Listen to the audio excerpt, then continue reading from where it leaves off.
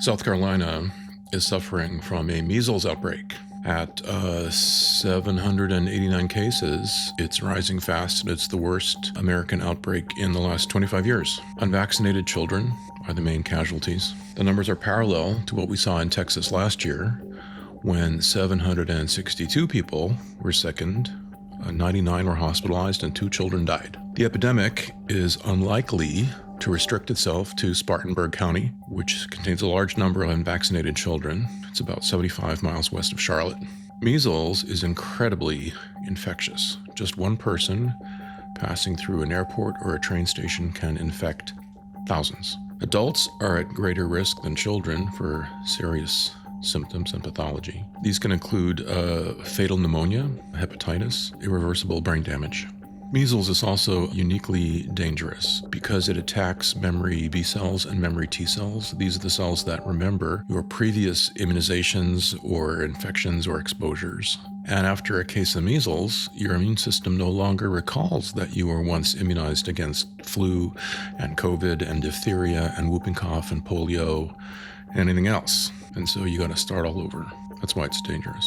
We're seeing patterns of disease outbreaks, infectious diseases, that are more typically associated with failed states and unstable countries and dictatorships rather than advanced democracies. Our public health leaders are actively sowing misinformation. They are stirring up vaccine hesitancy, and they are downplaying the severity of these outbreaks. For example, the head of Human Health and Services, RFK Jr., has stated falsely that experts don't know the risk profile for standard vaccinations like MMR, which protects against measles, among other things. The CDC Deputy Director Ralph Abraham said of the South Carolina outbreak, "We have these communities that choose to be unvaccinated, and that's their personal freedom."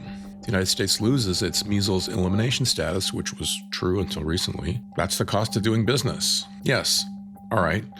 And since when is mass death and crippling disease an unavoidable trade-off with freedom? And what about the freedom not to die of a preventable disease or suffer brain damage? No other advanced democracies force their citizens to suffer this kind of idiocy. American public health policy is being set by the most incompetent and stupid people imaginable. Americans are going to suffer and die unnecessarily because of it. We have to stop this madness.